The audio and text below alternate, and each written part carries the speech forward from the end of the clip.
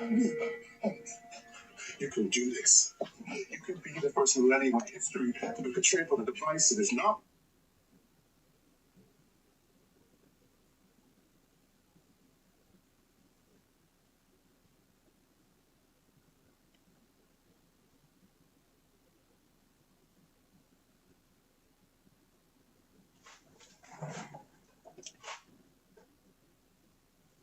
All right, we getting active straight to it.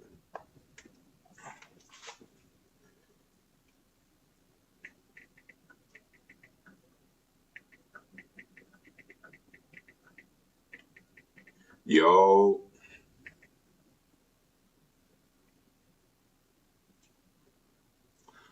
What's the word, y'all? It's Double R, the guy tapping in with y'all. So listen, we about to get straight into it. Don't got much time. Go to the link in my bio. I'm live streaming right now on YouTube about the hantavirus update. I'm about to flip the camera and get started. Y'all can watch on here if y'all want. If y'all want the better view, go over to my YouTube page. Go comment Hanta on my last post and I'll send you the link. So the first thing we're going to start off with is the fact that they're now convinced that there's the hantavirus can be transferred through DNA or through semen. So hantavirus could potentially be a sexually transmitted disease. If we look at this article from the National Library of Medicine, it says presence and persistence of Andes virus RNA in human semen. All right. When infecting humans, Andes virus may cause a severe disease called hantavirus cardiopulmonary syndrome. Following nonspecific symptoms, the infection may progress to a syndrome of hemorrhagic, I think that's how you pronounce it, fever combined with hyperacute cardiopulmonary failure. This case fatality rate ranges between 25 to 40% depending on the outbreak. In this study, we present the follow-up of a male patient who recovered from HCPS, which is the hantavirus, 6 years ago. So he recovered 6 years ago. We demonstrate that the ANDV genome, talking about the hantavirus, within the reproductive persists within the reproductive tract for at least 71 months. So what they're saying is that after this man recovered from the hantavirus, 6 years later, the DNA of the virus was still living inside of his reproductive tract, inside of his semen, or whatever you want to call it, meaning that we know for a fact that the hantavirus can be spread sexually, meaning that if you're having sex with somebody who has hantavirus, you can contract it from them, and that it could potentially mean that you could get sick. Well, we're not going to say for a fact that we know that it can be transferred to it. Well, yeah, I'm sure it can, but we know for a fact that it lives within your body for up to 6 years. Okay. So I'm not going to go deeper into this article. If you guys want to look it up, you can, but I want y'all to know that there's factual evidence showing that hantavirus sits what's inside the DNA. And I'm going to get deeper into why this is important in a little bit. All right. So here's a video. I haven't got a chance to watch this one yet, so we're going to watch it for the first time together. Let's get it. The White House coronavirus response coordinator under President Trump. Dr. Birx, really appreciate your perspective on all this. We want to start with hantavirus tonight. We now have 16 more people in the U.S. being monitored for hantavirus, and they were actually exposed to the infected woman on a plane who later died. Do you believe that we have a handle on the number of people stateside potentially exposed to this, and do you expect that number will grow from 41? No, I think we have a very good handle. I think CDC's done a great job tracking all of these individuals who were exposed. Remember, we did have that one woman who got on the plane in South Africa. They got that woman off that plane, but a significant number of people got exposed. Of course, we had the people exposed on the ship who are in Nebraska, and then we have people from around the world. And you know, the Canadian, you just summarized that so well, the Canadian and the French woman, both of which are positive.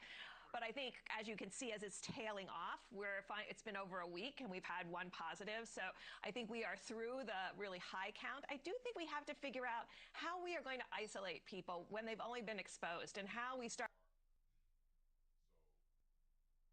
This video is called "Is Hantavirus an STD?" by Dr. Deborah Birx. Says virus can hide silently. Okay, let's see what she got to say. Are using molecular tests that are very early sensitive that would keep them to be able to be out of these containment units eventually and tested at home, because every one of our states have hantavirus testing, because we have hantavirus throughout the United States. So a different tracking the potential spread of the hantavirus. Countries where MV Hondius passengers have been and or are returning to. So we're looking at Chile, Argentina, Spain. This shit is all over the world. This shit is literally all over the world. Strain, not the human-to-human transmission strain. Are we prepared for the next pandemic? You know, I think intellectually and theoretically we're prepared. University of Nebraska, only federal funded national quarantine unit. Only federally funded national quarantine unit. Treated patients during the 2014 Ebola outbreak, treated first patients with COVID-19 2020, designed for first-class quarantine and isolation care, 20 rooms with individuals negative and 20 rooms with individual negative air pressure system. But I think we have to dramatically change our guidance and our trust with the American people. And I think many countries have had a very good deep dive into what they could do better with the next pandemic. Are you already seeing how she's mentioning that we've already lost trust with the people? And she said, are we prepared intellectually? And this goes back to what I was talking about in some of my other videos about how when they did the Polaris 2 experiment on the WHO, and they were talking about how, they're running these tests to simulate pandemic outbreaks or, viral outbreaks. But my thing is, how can you simulate something within a few days? How can you send a simulation of a global outbreak should be at minimum a year long? At minimum 6 months. Like, let's be realistic. You know what I'm saying? If not a few months, but not 2 days. You get what I'm saying? Like, that doesn't make any sense. Reported hantavirus cases from 2000 to 2020. 30 in North America, 30 in Panama, 100 in Brazil, China, Korea. Based on the COVID response. I think we need to do that in the U.S. I think we need clear guidance of how to keep schools open with the next pandemic, how to use tests proactively.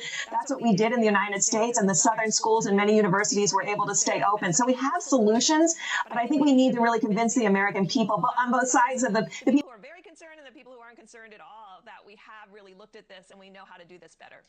This virus, hantavirus, an Andes strain in particular, is less contagious than COVID. That is good news. We have seen the Andes strain spread without direct contact, specifically tied to the largest outbreak so far in Argentina that started in 20.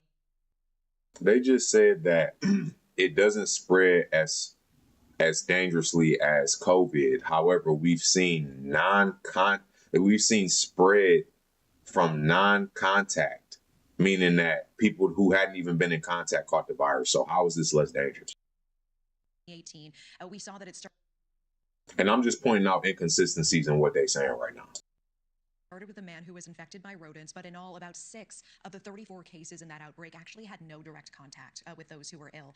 What do you make of this? And can the Andes virus perhaps spread a little more readily than we think? Well, we have not done a good job testing everybody who is exposed during these outbreaks. And then we would really understand, we track people by symptoms, but we should never be tracking viruses through symptoms because we all get different symptoms. Some people may get very little symptoms and write it off and not know they have Hanta's virus, but be able to pass it on to others. We know that Hanta, like other respiratory viruses, can remain suspended in air, and we breathe it in, and you don't know that person was infected that you are standing next to. So I think really we need to do a better job and stop tracking viruses through symptoms and start tracking viruses through molecular testing. And meanwhile, the New York Post, among others, reporting that the Andes strain of hantavirus can survive in human semen up to 6 years. They are describing that this can essentially become a sexually transmitted infection. What do we need to do about this? Are there tests that will be able to detect this in hantavirus patients? Should this be a major concern going forward? There are tests. And, we learned this. Remember when we had the Ebola cases in the United States and Europe from exposure in Africa? And then we started testing and finding what we call privileged reservoirs of the virus. And another place where it was found was the eye and the semen. And so now that we've gotten better molecular testings, we're able to find out where these viruses can hide and hide silently. And I think this is another really important aspect of us understanding human-to-human transmission. I want to return to a topic we were just talking about because last night we spoke with Dr. Parek, a former HHS Assistant Secretary. He believes we are not prepared for another pandemic. Let's take a listen to what he had to say. Are we prepared for the next pandemic? Well, we're not. And we need to do a much better job. We've backslid, particularly in the last 18 months. So we have tremendous more to do. And I think everyone in this country knows why. In fact, what we just experienced over 5 or 6 years ago. Do you agree with him? Have we backslid over the last 12, 18 months? I think our relationship, our public health relationship to the public is more difficult than it was before COVID. But I can't say that we're, quote, not prepared, because we learned with COVID that the group that was really responsible for our success in being able to get PPE to nurses, be able to get tests out to everyone. I mean, we were doing over 2 million tests a day, being able to get therapeutics. Okay, stop the cap. Stop the cap. We've heard enough. So here y'all have it. And two sources. Really, this lady on the news is whatever, but the National Institute of Health, this is where you find all these cases and all of these facts. If y'all ever want to go look into something, I will go search here if it has to do with anything medically, because these are case studies of things that actually happened and studies that were done. So not only are they just making predictions using computers and simulations, these are studies that actually happen where they can tell you, exactly about the case. All right. We seen that. Okay, so now I want to explain to y'all about another story about how the validity of sexual transmission in a virus, like how that actually works. All right, so not only, and this is interesting too, because we're getting ready to talk about Ebola in a minute. There was an Ebola case. A lot of people might not know that Ebola is another disease that can be sexually transmitted. All right. So listen to the story of a Liberian woman in 2015, right? Here's the simplified timeline. This is on the National Institute of Health, but I couldn't find it on there within the time frame that I needed to. So I just looked it up on chat, but the story is accurate. Here's the simplified timeline. A man survived Ebola and recovered. Months later, a woman, it was probably about, I want to say like 6 months later, a woman had sexual contact. He had sexual contact with, became infected with Ebola, even though there were no active outbreak chains around her. Scientists investigated because the case didn't make sense geographically or epidemiologically. They tested the survivor's semen and found Ebola virus genetic material still present long after recovery. Genetic sequencing showed the virus in the woman closely matched the survivor strain, strongly suggesting sexual transmission. So what this woman ended up dying. She ended up passing away because of this Ebola strain. And what they said was that she hadn't come into contact with anybody else who had the Ebola strain or that had that strain in her area or anything like that, and that this was the most likely scenario. All right, so here we have a case of sexual transmission. And what I want y'all to understand is that where this is heading to, whether you believe that this is a natural strain, I think that it's weird that, we keep finding these new strains of diseases anytime that it's a big pandemic or a outbreak. I honestly don't believe, this is just my personal opinion for entertainment purposes only. I personally believe that this isn't probably a Andy strain or whatever. This could be some whole created shit, or it could be a created strain, because if they're actually making some shit in a laboratory, they're not going to give it a new name. They're going to base it off something that's already existed because it gives it more credibility and it's more believable. So the fact that there's all these new strains of shit coming out that we've never had, and now it's just this outbreak because somebody was on a cruise ship and was touching rat droppings, like, it makes no sense to me. You know what I'm saying? So let's keep it moving. Persistence of Ebola virus in semen among Ebola virus disease. Oh, this is the same study. I couldn't find the other one. But so now there's an Ebola outbreak going on in Africa right now in the Congo. I think it was about 300 people that caught the 300 cases, and 80 people have already died. So we're looking at that's like a 35-40% mortality rate, right? And all of a sudden there's this new outbreak. Okay. And I believe this one can be sexually transmitted too. And this is what you got to understand. If this what the implications of a sexually transmitted viral disease that's creating a pandemic insinuates, right? If the disease is able to be transferred sexually, that means that if it stays in your system for up to 6 years, more than likely there's going to be a great decline of births over the next course of years, and this shit could last up to 100 years. You never know, because if the incubation period is 2 months, there's going to always be instances where we think nobody got it and then come to find out 2 months later they got it. Or once we think everybody's don't got it no more, it keeps spreading. So now people are going to stop having sex. People are going to stop having babies because, for one, you don't want to transmit the disease to somebody. So raw sex is out of the question. And then on top of that, you don't want to have a baby because if the virus is inside of the sperm, it could potentially kill the baby. Right? That's just common sense.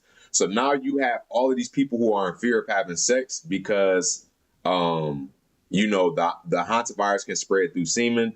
It's crazy. It's crazy.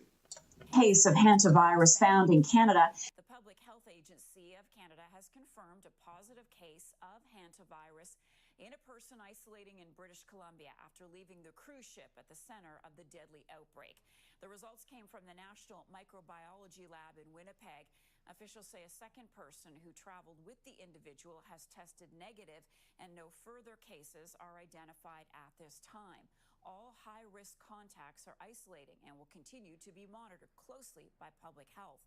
The agency says the overall risk to the general population linked to the cruise ship outbreak remains low.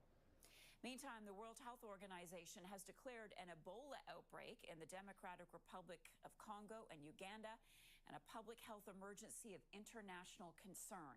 The WHO says the virus does not meet the criteria of a pandemic emergency, But that countries sharing land borders with the DRC are at high risk for further spread. The UN Health Agency says in a statement there are 80 suspected deaths, 8 laboratory confirmed cases, and 246 suspected cases reported as of today. There are currently no approved virus-specific vaccines. Now, wait a minute. Let's go back real quick.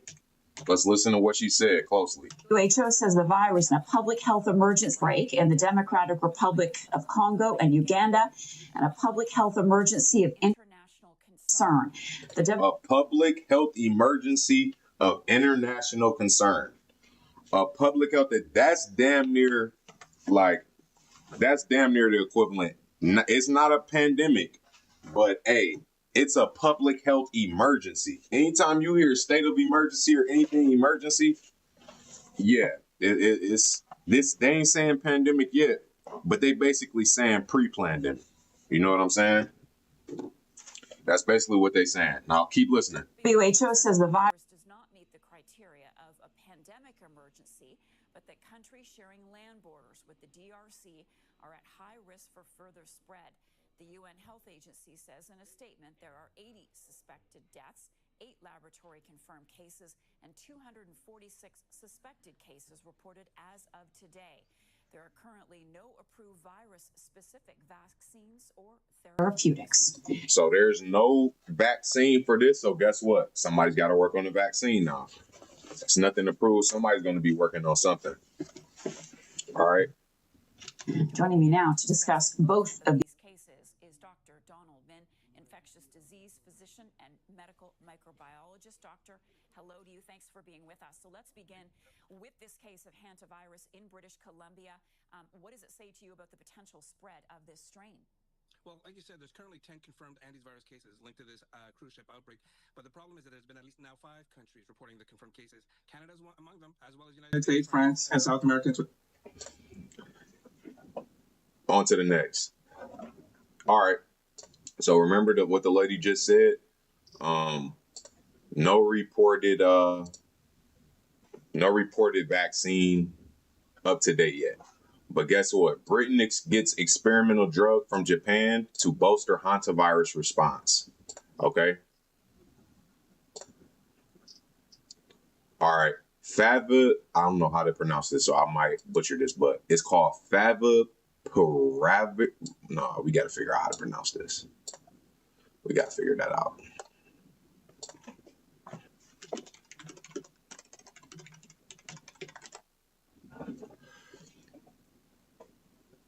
Favipiravir. Favipiravir. How do you say that? Favipiravir. Favipiravir. Okay. That's the name of this new drug. Favipiravir. All right. Delivered from Japan to UK for experimental hantavirus treatment. UK HSA confirms Drug use is experimental with limited evidence and no established protocol. Experts note no details disclosed on quantity of I forget how you pronounce that, but doses received from Japan. WHO says outbreaks involves Andes virus, no signs of increased transmissibility or pandemic risk. All right, so basically, I ain't about to read all of this for y'all, but basically what happens is that they've created this drug to help decrease the symptoms and try to treat the virus, right? This is the same drug that they used to try to treat COVID, right? Favor, however you say it, we're just gonna call it Favor. A new and emerging antiviral option in COVID-19, right? So they were trying to use this same drug to help cure COVID. All right. So I go to look up what are the symptoms of this drug. Many patients experience liver enzyme abnormalities. Many patients experience temporary increases in liver transaminases, I guess, indicating mild liver stress or dysfunction. Gastrointestinal issues, mild to moderate nausea, vomiting, diarrhea, and then abdominal pain, and frequently reported. Blood count changes, right? And some other crazy ass word causing birth defects, right? Here's another picture. Hyperuricemia, elevated uric acid, right? All of these crazy ass side effects, whether they be mild or not, it's like, this is not the way. Y'all niggas y'all don't know what y'all doing. There is no research on outside of them experimenting on animals and lab tests. There's no real proven factual evidence showing that this shit even works. But they're just giving it out because it's fucking ridiculous, right? And then let me show y'all this.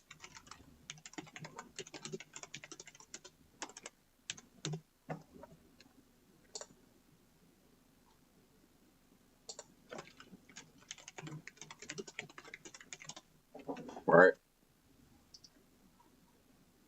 Oh, is that Pfizer or? I don't think it was.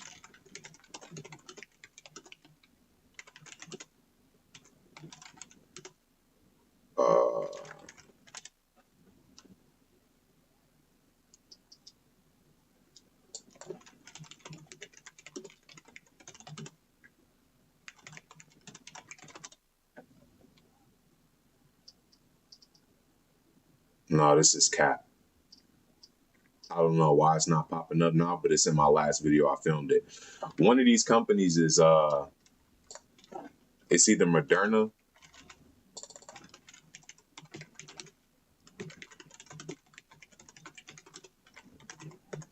Why is this not popping up now?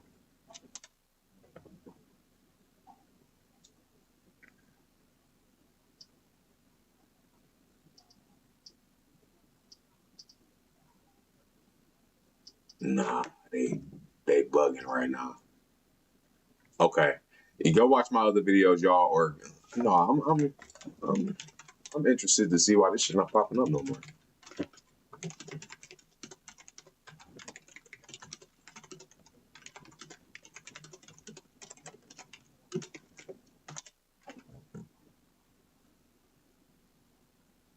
Okay,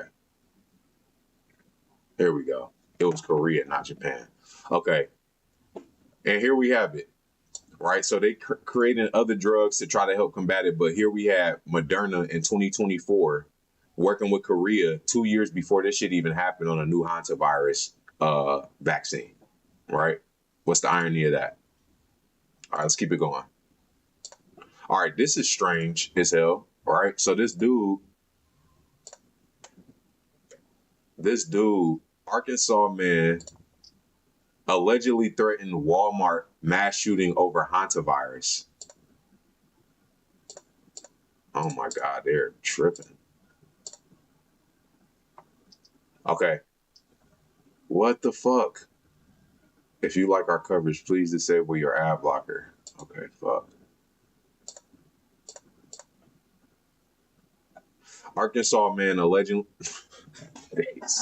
Okay, motherfucking dude allegedly, goddamn. All right, he threatened a mass Walmart mass shooting over hantavirus lockdown fears, authorities say. Let's see. See if I can find the other one because they pissing me off.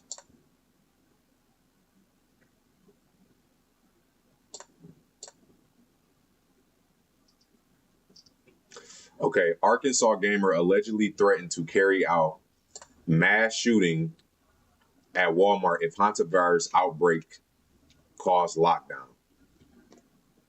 Do they have a video on this?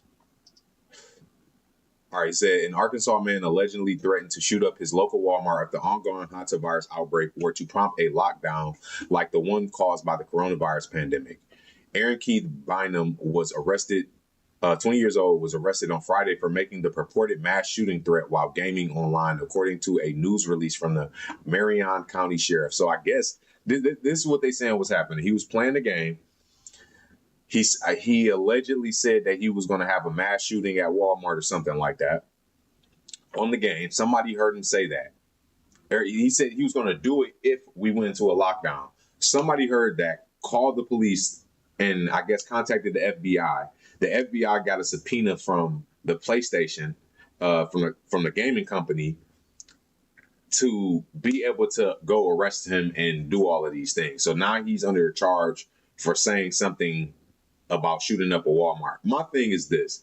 It's just weird because it's always a mass shooting. Like that's been a consistent theme over the years. You know what I'm saying? We've seen school shootings, mass shooting here, all these shootings.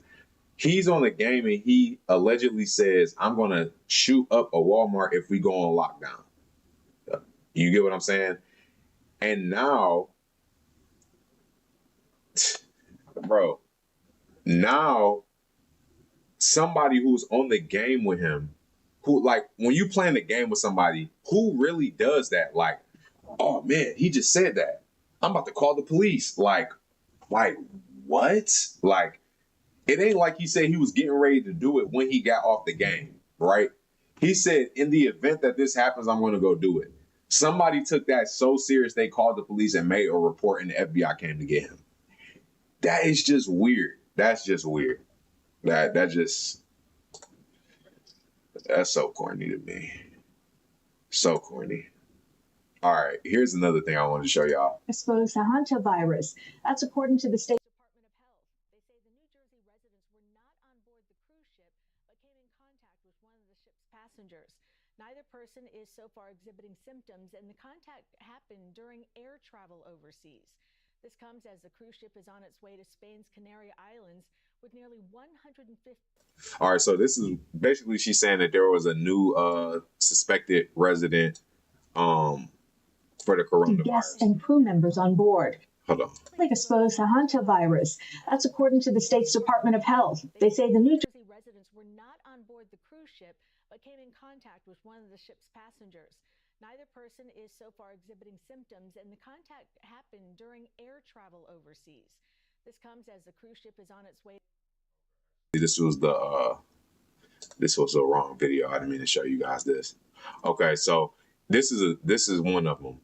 So what I thought was weird was how once this hantavirus shit broke out, you know, suddenly other states started to have hantavirus strains pop up on their news station that didn't have to do with the Andy strain that they found on the boat.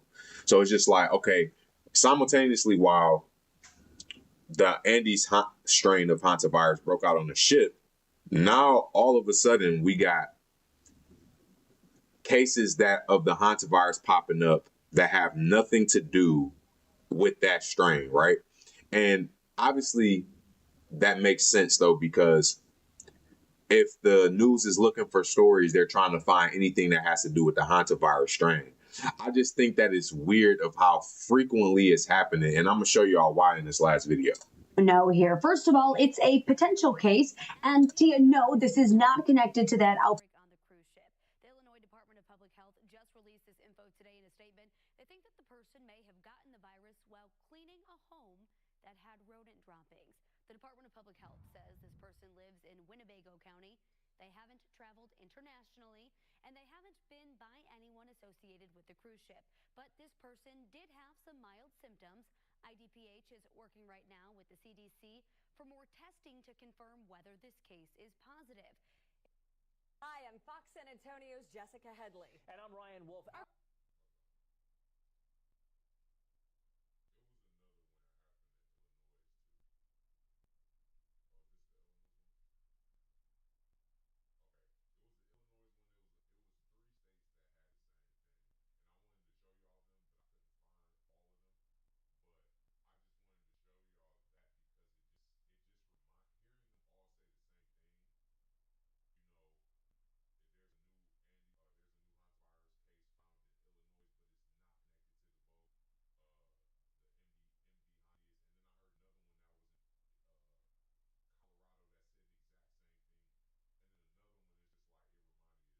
Our greatest responsibility is to serve our Treasure Valley communities, the El Paso, Las Cruces communities, Eastern Iowa communities, Mid-Michigan communities. We are extremely proud of the quality, balanced journalism that CBS 4 News produces. But we are concerned about trouble and trying to be responsible, one-sided news stories plaguing our country. plaguing our country. The sharing of biased and false news has become all too common on social media. More alarming, some media outlets publish these same fake stories without checking facts first. The sharing of biased and false news has become all too common on social media. More alarming, some media outlets publish these same fake stories without checking facts first. Unfortunately, some members of the media use their platforms to push their own personal bias and agenda to control exactly what people think. And this is extremely dangerous to our democracy. This is extremely dangerous to our democracy. This is extremely dangerous to our democracy. This is extremely dangerous to our democracy. This is extremely dangerous to our democracy. This is extremely dangerous to our democracy. Keep showing any more of that. You know what I'm saying? I'm sure a lot of you have already seen that already, but if you haven't, there you go. You know what I'm saying? This shit is all scripted. Simultaneously, we have same news channels in different states saying the same exact shit verbatim, to the point to where a nigga could line up all these videos and it sounds like they're just puppets. And that just goes to show you like no, I'm not just, there is some speculation. I'm not gonna disagree, but what I am saying is that pay attention to the patterns. These is patterns that we've seen for years. This video is old. This shit hasn't stopped. You get what I'm saying? And what I'm seeing is these same patterns again, you know what I'm saying, over and over and over, because this is how these news stations are trained. They're all trained to say the same shit, right? We come here, let's look at this picture. You see these yellow things in the middle? These are the 6 companies that own all the news stations: Fox, CNN, HBO, NBC. So there's 6 companies that's basically controlling everything that you see as far as what you're taking in. It goes through these guys first, right? So they're all connected. They're all siblings of the same tree. And when you understand that, it makes more sense in what you're seeing. All right. But yeah, that's pretty much it, y'all, for this live stream. I appreciated y'all if y'all stayed in here through this whole time. I'm about to flip my screen over real quick. I'm going to be keeping y'all up to date on this, you know, more and more as it drops, so that we could just kind of keep a timeline of everything that's going on. But yeah, make sure y'all go check out my other videos too. I posted a few live streams about this subject already. So there's a part 1, part 2, part 3, and there'll be a part 4. Make sure y'all go subscribe, hit the notifications bell so that y'all can stay up to date. I got a Discord that y'all can join. Y'all go to my link tree in my bio. Y'all find all the stuff y'all can stay connected to. And yeah, we're just going to stay on top of it like that. But I appreciate y'all. One. Drake is done. You were winning so long, but you were winning in the era when we was friendly. Now we not friends. So now he's in this villain era. He ain't playing with y'all no more. He mad as and he wants to shoot at everybody. He wants his get back. Drake is done. It's a new. What's that conversation at the top when those things is happening? Bro, knocking on doors that I'm afraid to open.